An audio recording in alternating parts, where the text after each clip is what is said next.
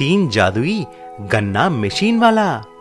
बहुत दिन पहले रुद्रपुर नाम के एक गांव था। ये गांव ठीक एक बड़े जंगल के बाजू में थी। उस जंगल में से कई जानवर जैसे कि हाथी, बंदर, भालू और कुछ जानवर आकर रुद्रपुर गांव में जो खेत थे उसमें घुसकर खा जाते थे। उस गांव के सभी लोग सरपंच के पास जाकर उन जानवरों के बारे में शिकायत किया। सरपंच जी, आप जानते हैं कि हम कितना तकलीफ उठा रहे हैं खेती करने के लिए, लेकिन ये जंगली जानवर आकर पूरे खेत को खराब कर रहे हैं, खा रहे हैं। आप ही को कुछ उपाय ढूंढना चाहिए। सभी ध्यान से सुनो, मेरे पास इन जानवरों को भगाने के लिए एक उपाय है। हम एक इलेक्ट्रिक फेंस पूरे खेतों के चारों ओर लगाएंगे ताकि कोई भी जानवर आकर उन बिजली के तारों को छूकर मर जाएं। उसी गांव में सोनू, मोनू और भानु करके 3 दोस्त रहते थे। उनका गन्ने का रस वाला व्यापार था।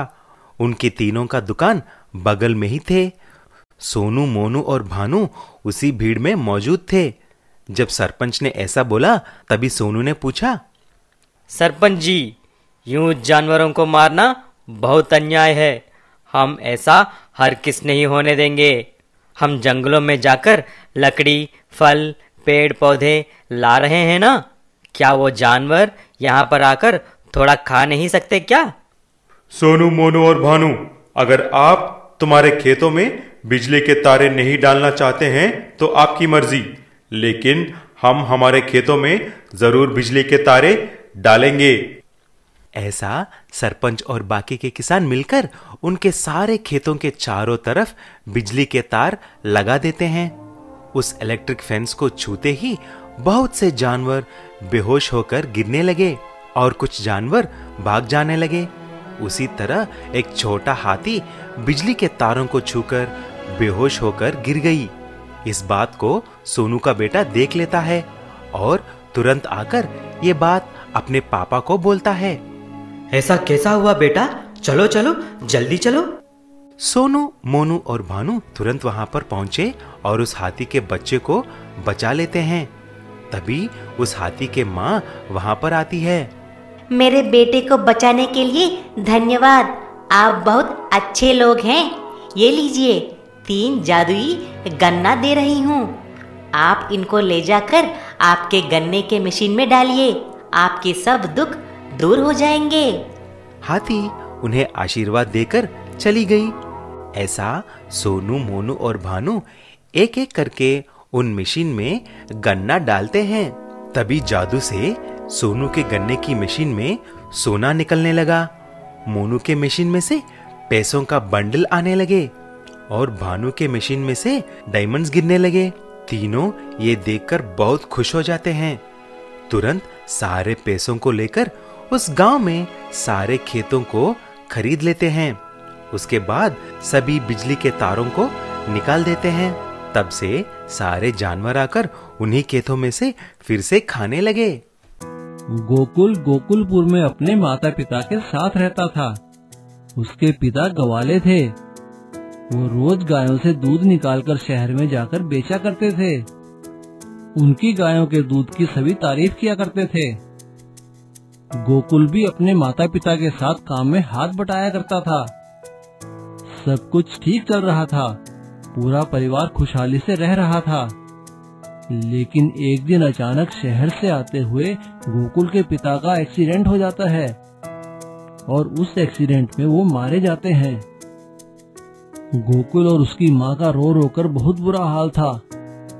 अपनी माँ को रोता देखकर गोकुल कहता है, माँ, माँ, तुम ऐसे क्यों रो रही हो? क्या करूं बेटा, अब हमारा क्या होगा? तेरे पिताजी चले गए, अब हमें कौन संभालेगा बेटा? माँ, तुम रोना बंद करो, सब ठीक हो जाएगा।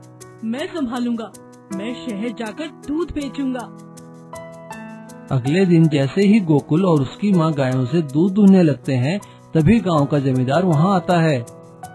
गोकुल की माँ जमींदार से पूछती है, नमस्ते सेठ जी, कहिए कैसे आना हुआ? कमला, तुम्हारे पति ने मुझसे कर्जा लिया था, अब वो तो नहीं रहा, तो कर्ज वसूलने के लिए मैंने तुम्हारी सारी जमीन जायदाद और गायों पर कब्जा कर लिया है। अब तुम लोग यहाँ नहीं रह सकते, मैं इन्हें बेचकर अपना कर्ज पूरा करूँगा। नहीं नहीं सेठ जी, ये आप क्या कह रहे हैं? हम कहाँ जाएंगे? इतना कर्जा नहीं नहीं, ये नहीं हो सकता सेठ जी। दोनों माँ बेटा बहुत हाथ जोड़ते हैं, लेकिन जमींदार नहीं सुनता।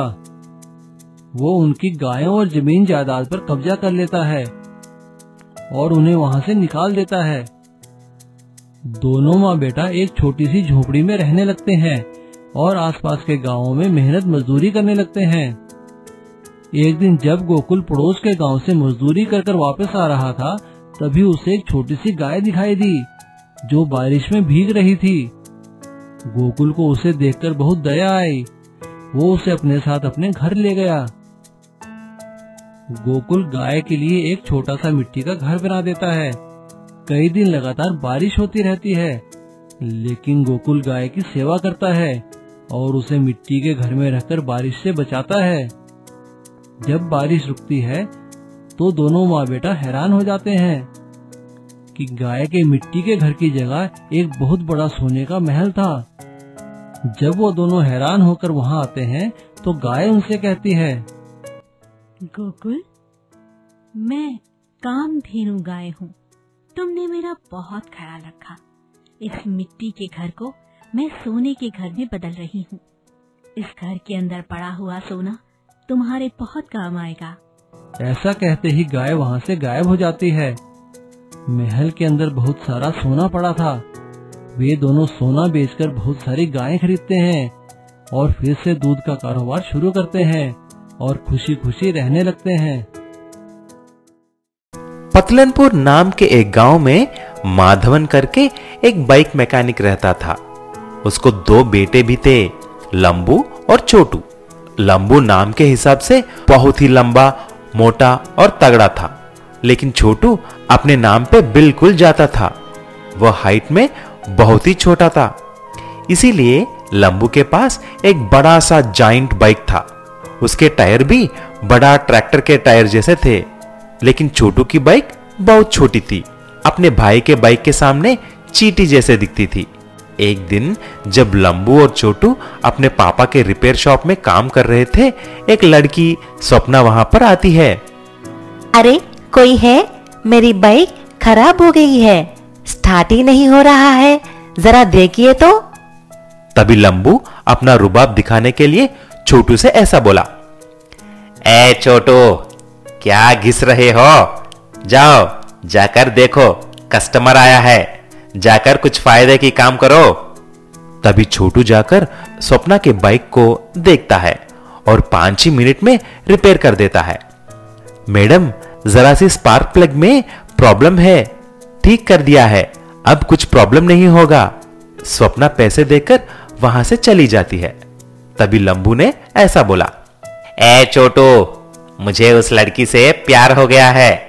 तुम मेरे नाम पे एक लव लेटर लिख के तुम दे दो और उसको हर रोज फॉलो करके तुम मेरे बारे में अच्छी तरह उससे बोलो।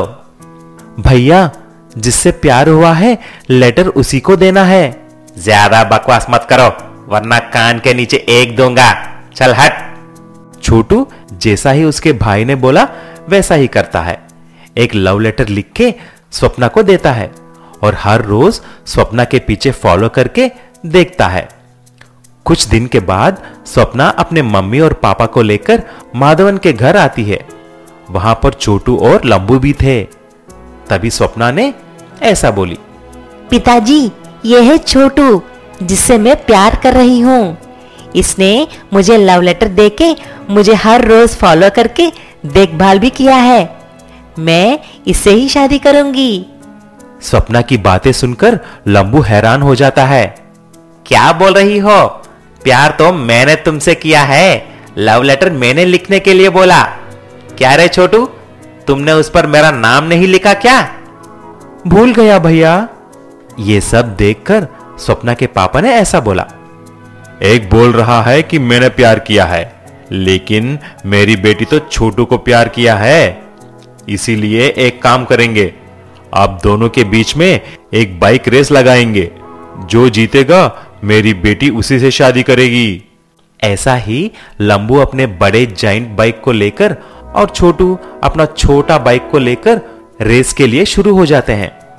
लंबू अपने बड़े बाइक पे बहुत आगे निकल जाता है, लेकिन बीच रास्ते में पेट्रोल खत्म होने की वजह से रुक जाता है। उसके पीछे ही छोटू धीरे धीरे अपनी छोटे बाइक पे आ जाता है। अरे छोटू, थोड़ा पेट्रोल मुझे देना, मेरे बाइक में पेट्रोल खत्म हो गई है। अरे भैया, तेरे बाइक में पेट्रोल भी तेरे अक्ल जैसी है। हा हा हा हा। ऐसा बोलकर छोटू आगे निकल जाता है और रेस भी जीत जाता है। तभी माधवन छोटू और स्वप्ना की शादी धूमधाम से कर देता है और लंबू अपने बड़े बाइक को उपहार के रूप में छोटू को देता है। और तब से स्वप्ना और छोटू बड़े बाइक पे घूमकर खुशी से रहने लगे।